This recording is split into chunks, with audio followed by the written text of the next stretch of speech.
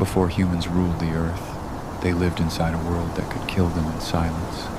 Every step across the dry ground carried hunger, thirst, and danger. For one early human, a single mistake had already brought death close.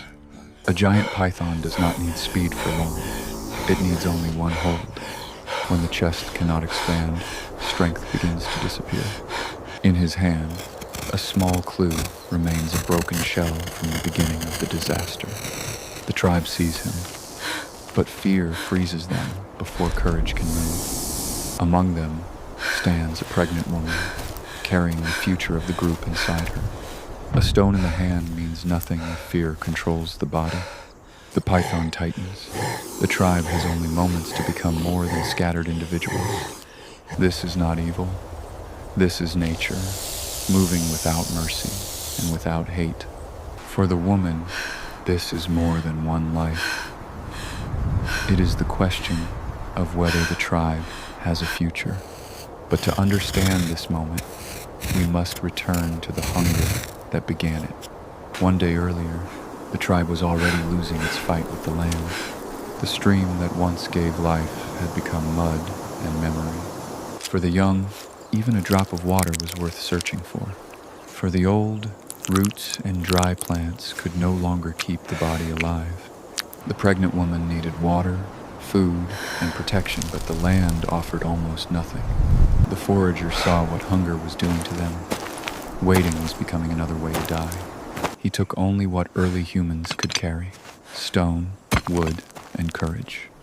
Alone, he entered the grass, where every shadow could hide a predator.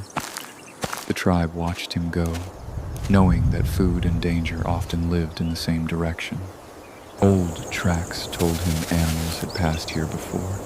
Small bones told him something else had eaten here too. Fur caught on thorns was a warning from the landscape. But hunger changes the mind. It makes danger feel negotiable. Then he found a fallen tree, hollowed by time and heat. Inside it was food, large eggs, hidden from the burning sun. Beside them was a trail in the dust, a sign he saw, but did not fully obey. For early humans, discovery was never simple. Every gift had a cost. His hand reached toward life, while fear held him back. The stone broke the shell, and for a moment, hunger won. Protein, fat, water, inside the egg was survival itself. He tasted carefully. Early survival depended on testing, watching, remembering. He did not eat like a thief. He ate like a starving animal, trying to remain human. Then he thought of the others, the child, the old one, the woman carrying new life. So he gathered more, hoping to bring strength back to the tribe. But the tree held another story, the shed skin of a large snake. Bones in the hollow warned that this place was not abandoned. Even the birds became silent. He heard the grass move, but saw nothing. In the wild, the most dangerous decision is often the one made after a warning. When he returned, the eggs brought relief to the dying camp. But the pregnant woman saw the shell and felt what the others had missed. That night, the smell of the broken nest remained on the ground, and in the darkness, the owner of that scent began to move. At dawn, the python crossed the dry land like a living shadow. Its tongue read the air in a language older than human memory. A young antelope came to the last mud for water. The python waited, hidden in grass the same color as its skin. The antelope sensed danger too late. The strike was sudden, but the death was not shown in blood. In nature, the silence after the struggle is often the loudest sound. The python moved on, returning toward its disturbed shelter.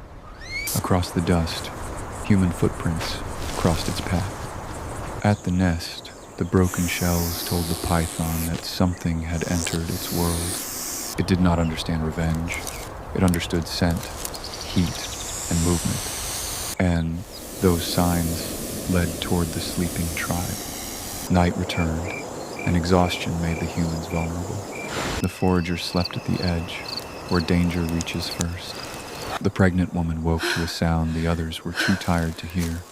Low in the grass, dust moved against the wind. She tried to warn them, but hunger had slowed every body. The shadow reached him before the tribe could rise. The attack came fast, from darkness into dust. His wooden tool fell away. Alone, it could not save him. The coils closed around his chest, turning breath into struggle.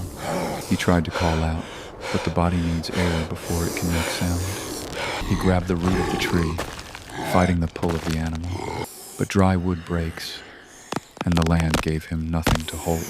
The tribe woke into chaos, each body choosing between fear and loyalty. Some stepped back. This was instinct, not cowardice. The elder used sound and gesture to pull the group back together. The pregnant woman understood that panic would kill him faster than the snake. She struck stone against stone, creating a signal without words. That sound gave the tribe one thing fear had taken from them: rhythm. The first stone missed, but it proved they could act. The python tightened again, and the man's strength began to fade. Branches became distance. Distance became a chance. Dust rose as stones struck the ground beside the coils. Two bodies crawled low, risking themselves to reach his legs. The elder's signals turned fear into timing. The pregnant woman kept the young away while keeping the rescue together. Pressure came from many directions, and the python loosened for a breath. That breath was enough. The tribe pulled him free, and the snake returned to the grass. No one celebrated. They had seen how thin the line was. The pregnant woman checked his breath, turning fear into care. Water was scarce, but even a leaf could become a tool. Drop by drop, the tribe gave life back to the one who had almost lost it. The elder bound the wounded arm with plant fiber and patience. A child placed down the shell as if the lesson had become visible.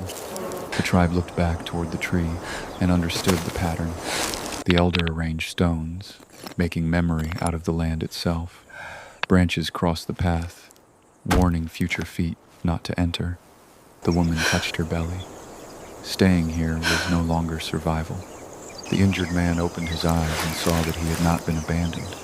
The elder read the empty stream bed. The land was finished with them. Food had been found here, but so had danger. The tribe needed a new place to live.